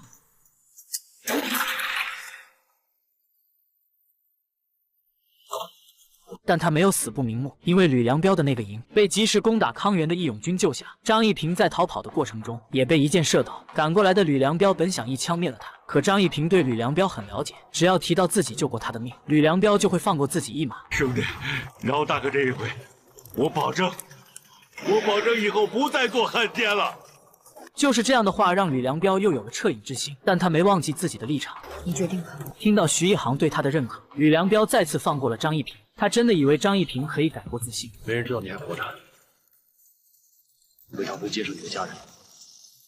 隐姓埋名，藏起来了。就这样，吕良标又一次放虎归山。虽然没能除掉这个张一平，但康源这一仗打出了义勇军的威风，小鬼子完全被吊着打。现在的所有人没有了家仇，完全沉浸在抗日的队伍中，只要能把鬼子赶出中国，甚至不惜付出生命。二航在日战康源日军司令部的战斗中受了重伤。吕良标本就对二航存有愧疚，二航的再次相救让他发疯了一般，不顾任何人的目光，抱着二航离开。他不能看到自己一心想保护的人为了他而送上性命。徐二航在医生的全力抢救下，只是在鬼门关转了一圈。而徐一航知道妹妹已经脱离危险，便不想再多待下去。可吕良标知道他的心思，便追上来，愿用自己的生命来抹去徐一航内心的痛。虽然徐一航很想杀他，但这些天的相处，吕良标抗日的决心也有目共睹，所以徐一航做了让所有人都意想不到的决定。就这么让你死了，未免太便宜了。我要到承德接物资，说不定有机会杀了清水23。要不要跟我一起去？我去。从这一刻，他们成了真正的战友。但接下来的事却是他们意想不到的，因为他的弟弟还攥在清水的手里，这就是徐一航的软肋。可徐锦川也没闲着，他正在预谋一场逃跑计划。在不久前，我军成功打通地道，来到徐锦川未婚妻的房间。但因为现在的徐锦川已经被清水转移，女人不能这么一走了之，必须等到徐锦川回来一起走。来人也只能同意。而在另一边的徐锦川也算好了日子，今天应该是地道打通的时间。因为清水突然把他隔离的原因，让徐锦川找到了和未婚妻通话的借口。我必须知道他现在是否安全。你可以听，你也听得到。这个要求好像不过分。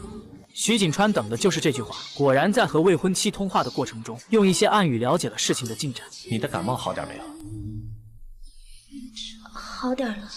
那鼻孔通了吗？女人心领神会，告诉他在昨晚就已经通了。徐锦川再次强调一些细节，让他记得按时睡觉，最好不要超过10点。你睡了，我才能睡。挂了电话后，女人回想徐锦川的话：“10点睡觉，你睡了我才能睡。”这时的女人才意识到，只有她先离开，徐锦川才能安然脱身。到了晚上，她就按照徐锦川安排的时间，悄悄地消失在小鬼子的视线中，而徐锦川也做好了逃离的准备。但要想安全离开，剧组特意给他留了一些空间。半夜10点，清水的老板就打来电话，让他赶紧过去开会，因为他们的分公司被我军给拿下了，必须开个董事会来分析一下失败的原因。临走的时候还特意交代，要加强戒备，不能让里面的人跑了。小兵那是理解的明明白白。等他走后，徐锦川给清水留个念想之后，就以身体不适叫进去一个人。小鬼子哪懂这里面的道道，牛哄哄的就进了屋，可没想到却被身后的徐锦川用钢笔给弄死。解决了这个鬼子，徐锦川就穿着衣服混进敌人的队伍中。而在另一边的清水正被老板责骂，正是因为他的自大，导致到现在也没能拿下徐家姐妹，要不然自己的分公司也不会这么轻易的就丢了。将军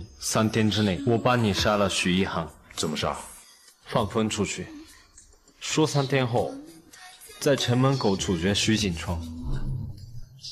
我就不相信徐一航还能坐得住。计划倒是没得说，但眼下必须先看好徐锦川，不能再有意外发生了。将军放心，现在的避暑山庄连只蚊子也飞不出去。在这一点上，竹木还是挺自信的，毕竟有上百号人看着。可等清水回到房间，才发现躺在被窝里的人已经异种，这可给他急坏了。就在清水着急忙慌的前去追击的时候，徐锦川也趁机跟着混了出去，在离开的同时，还不忘把送给清水的念想留下。就这样，徐锦川轻松逃离，留下来的是一些劝告的话，因为自己的离开会耽误他的前途，建议他早做打算。竹木纯一对你越来越不满意了，不要再去见他了。昨天是去找骂，今天再去就是找打了。我的眼前仿佛出现了他把茶杯砸在你脸上的镜头，你非但不敢躲，还不得不强颜欢笑。徐锦川的预言到底还是实现了，竹木这次可是真的怒了。不许笑！整整上百号人，竟然让煮熟的鸭子飞了。作为老板，要是再不发怒，就天理难容了。可清水虽然是下属，但对这次的失败，他有不同的看法，因为他不知道有人会挖地道救走那个女人。而且到现在，徐锦川怎么跑的，连他这个天才都不知道。他只知道徐锦川给他留了一封信，而且还算到老板会用茶碗砸他。清水认为这是做足了功课的，竹木也不管那些了。现在最重要的是封锁城门，全城搜捕。恐怕来不及了，他们应该已经出城了。竹木听到这话也没有了动静，而让他们不知道的是，徐锦川根本就没有出城，因为荣石有一箭双雕的计划。徐锦川出城的消息一定会让竹木派兵追赶，随后他可以混在追赶的队伍里，把粮食带出去。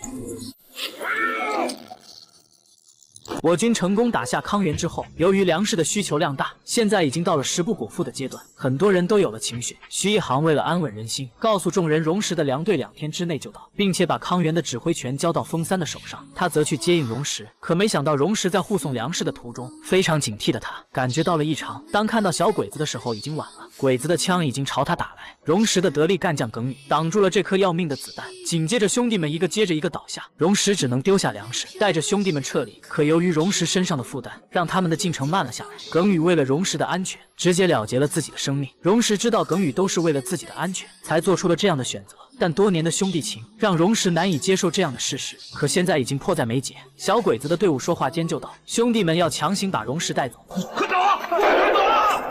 快走啊！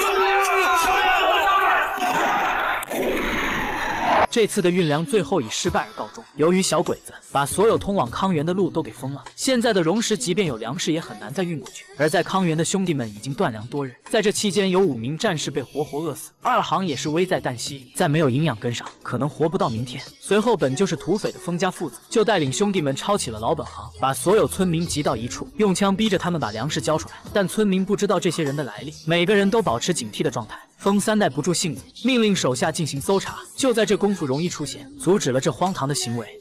风三，你知道你在干什么吗？犯了军规我担着，我不能眼睁睁地看着兄弟们饿死。再等等，荣石就到了。还等什么呀？你们没看见徐2行都饿成什么样了？我们本来就是胡子，干的就是打家劫舍的活。我们跟着你们打鬼子，打汉奸，打死了我们的部员。可是让弟兄们这么活活饿死，我们冤得慌。容易表示，即便这样，也不能抢老百姓的粮食，这样跟鬼子有什么区别？风三听到这样的话也没了脾气，大手一挥，兄弟们就把粮食都还了回去。可身为舔狗的封印，不能看着自己心爱的2行饿死，便走到百姓面前跪下：大哥大嫂们，大叔大婶们，我们是抗日同盟军啊！我们已经饿死好几个兄弟了，你们牙缝里露出来一点儿，我们就能活命。只要我们有一口气，就会接着替大家去打日本鬼子，去打汉奸。弟兄们，跪下！他要以这样的方式来给二行争取一些口粮。这一幕可以说感动了所有人，乡亲们在这也听得明明白白，纷纷回去筹备粮食，来助他们一臂之力。可拿到粮食的一伙人，本以为可以熬到荣时的到来，但没想到他们竟遇到清水的队伍，一场生死之战即将上演。他们是日本人，开枪！风三带领的队伍还没反应过来，就有好几个兄弟惨遭毒手。丰毅还在喊话，称我们是自己人。我们是抗日同盟军，抗日同盟军是不会抢老百姓东西的，给我打！小鬼子可以说把我军的习惯摸得透透的，对着风三的队伍一顿狂射。而风三他们一直认为这就是个误会，他们不能向同胞开枪，只能选择避其锋芒。而这时的丰毅还不忘记给二行的鸡蛋，二行没吃呢。但清水的攻击从没停止过。风三不小心挨了一枪，就在定下心仔细观察的时候，容易发现他们上当了。对面的人竟然是清水。刘大小姐，你赶快回去报信，我在这里拖住他们。不行，指挥权在你手上，我跟风毅断后。快，来人，把这老头架走！快，来人！风三被强行带走后，丰毅和荣毅开始对鬼子进行反击。在躲过小鬼子一轮攻击之后，丰毅发现留给二行的鸡蛋掉了出来，再看看兜里的那颗，已经成浆糊了。虽然小鬼子的子弹很密集，但这也阻挡不了他那舔狗的心。他要把鸡蛋捡回来，这样他心爱的二行就能挺过这一关。可清水就偏偏盯着他不放，一枪打中手腕。荣毅过来劝告咱们不要了，可丰毅就知道一点，只要二行吃上鸡蛋，病就会好起来。就是这样痴情的人，却被这个清水一枪打中心脏。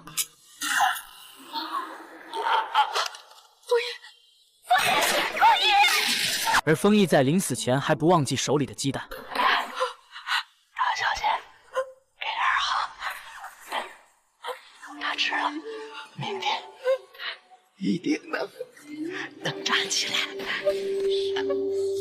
就这样，舔狗的祖父在这结束了一切，而他爹风三也好不到哪去。清水带领队伍轻松打掉仅剩的几个小兵，现在已经到了生死关头。风三提议小鬼子有可能以这样的方式去攻打康源，便让眼镜把消息带回去。可眼镜死活不同意，非要带着风三一起走。最后看到敌人已经逼近，这才以大局为重独自离开。而风三已经做好同归于尽的准备。小鬼子围上来的那一刻，他就把手里的家伙送了出去。但由于小鬼子及时躲开，并没造成太大的伤害。最后风三死在了乱枪之中。而在另一边，吕良彪等人也受到同样的遭遇，追着他们打的也是小鬼子假扮的我军队伍。吕良彪也认为这是个误会，一直让兄弟们不要开枪。可等待他的是所有的兄弟都被这伙假冒的人一一消灭。等到荣毅和眼镜到了，才知道对方是假冒的。还击啊！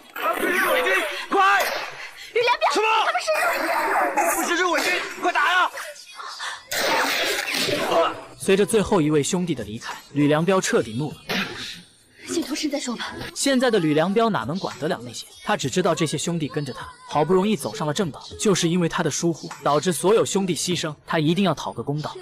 吕良彪！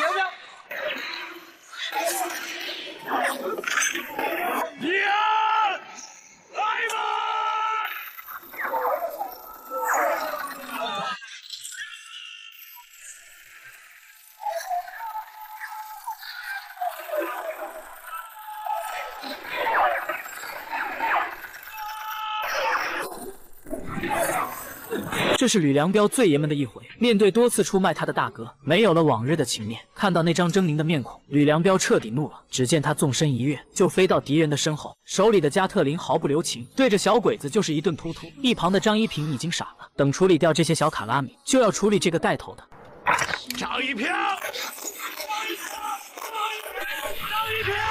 张一平被吕良彪的举动彻底吓傻了，但平静了一会过后，他就像个没事人一样，潇洒地走到吕良彪的身边，因为他知道只要把以往的兄弟情搬上来，吕良彪就会对他网开一面。可这次他错了，就是因为他跟着吕良彪出生入死的兄弟全都葬送在此，这份大礼说什么也要还回去。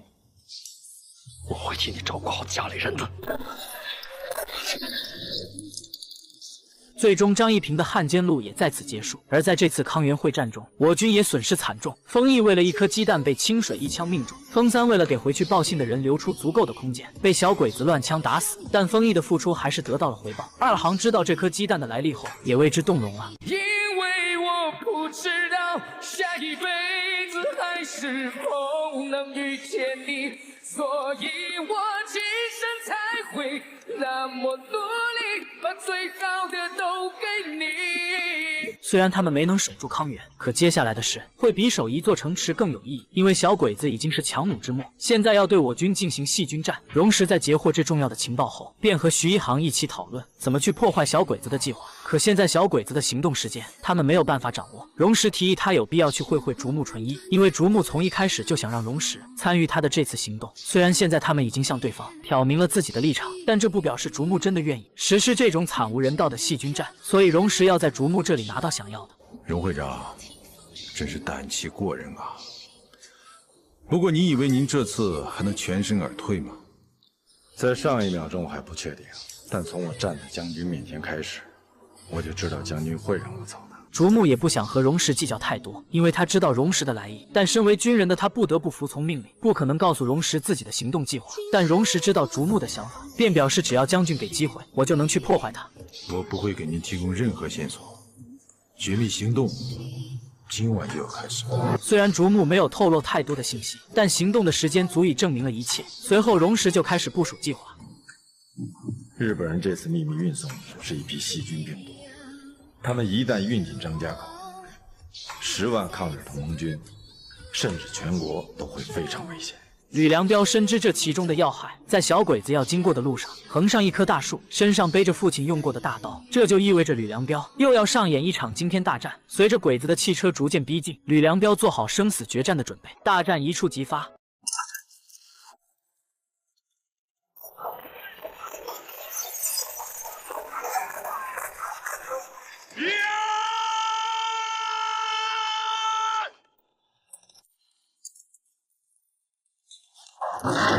吕良彪所有的怒火在这一刻全都发泄了出来。这里有清水设计让他杀父的恨，还有结拜大哥一次又一次的利用，最后导致自己的生死兄弟全都惨死。而他终于可以名正言顺的杀鬼子了。枪里的子弹打光，就用父亲生前的大刀，这也代表着父亲与他同战。在大刀的淫威之下，这些鬼子很快就被吕良彪给秒杀，还剩下一个想尝试一下最后的倔强，但结局还是没能逃过剧组的安排。最后清水看时机已到，一枪打来。还好有大刀在挡下一颗，而另一颗却结结实实的打在了胸前。当清水还想再来一枪的时候，吕良彪并没有给他机会，拉下帆布让清水处在盲射的状态，而吕良彪则到驾驶室一刀要了鬼子的命。能让他如此疯狂的，还有皮箱里的细菌武器，可清水不可能让他轻易得到。连续几枪之后，吕良彪被打倒在地，没有了反抗能力。而清水并没有马上杀了他，因为之前有人说过这个人不是来打仗的，他是来玩的。最后吕良彪被汽车拉到数十米之后，他用尽全身力气挣脱绳子，打开车门一冲而上，对着清水使出在井冈山上的精神。曾经的他徒手打虎，现在他要徒手打狗，每一拳都没有任何的瑕疵。解完恨之后，便把清水扔下了车，因为他要控制车辆，让细菌武器在高温中毁灭，这比杀了清水要重要的多。最后随着汽车的爆炸，吕良彪也算是为抗争做出了贡献，而清水也没能好过。正因为他的自大，让老板再次大发雷霆。将军，我觉得您误会我了。其实要杀一个人是很简单的一件事。这么简单的事情你都做不了，你还能挑战更大的工作吗？你拿着一件如此先进的兵器，却斗不过一个拿着原始兵器的女人，你还有脸说简单？这就是清水最大的优势。到什么时候他都认为，如果自己想让谁3更死，那么他就不会活到5更。但竹木已经用不着他了。到了这个时候，清水还是那么自大，认为没有他徐家姐妹谁也铲除不掉。听说过日光前卫吗？没错，就是你的学弟日光前卫。将军认为日光前卫比清水更优秀。他是一位严谨、一丝不苟的军人。虽然清水有些不服，但这就是规则，你不行就要被淘汰出局。可不服气的清水为了证明自己的实力，独自一人来挑战徐家姐弟的剑。可他不知道这3个那是从小以追杀猎物训练，仅凭听声辨位就能确定目标。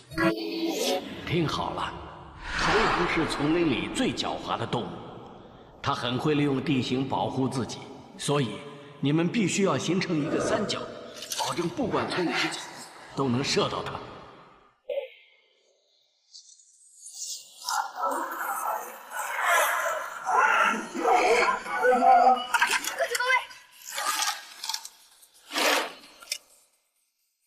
清水，你死定！每个人都要为他们做的事承担后果。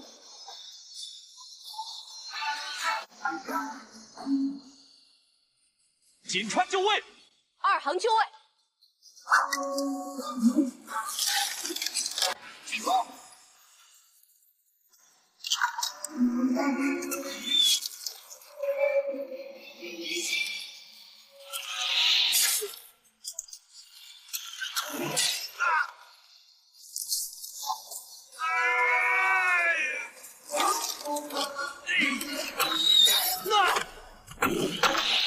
从始至终都认为自己是个天才的清水23，最终还是为他的愚蠢买了单。而清水面对徐家姐弟3个，还要求给自己一个切腹的机会，这样他能死得体面些。可谁又能给那些死去的人选择的机会呢？姐弟3人同时举剑，他们承载的不只有家仇，还有千千万万中华儿女的恨。犯我中华者，虽远必诛。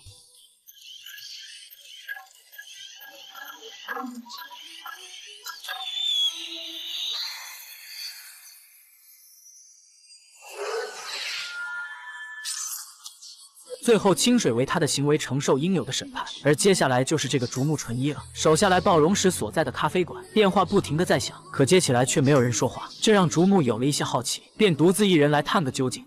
もしもし，もしもし。就在他放下电话的那一刻，荣石从角落里走了出来。看来好奇是每一个人的弱点。看来电话是找我的。正因为2个人都很了解对方，该有的礼节还是不能少的。荣石递给竹木一杯咖啡，因为这将是他最后享受人间的美味。您就那么自信？那么我送走吧。非常自信，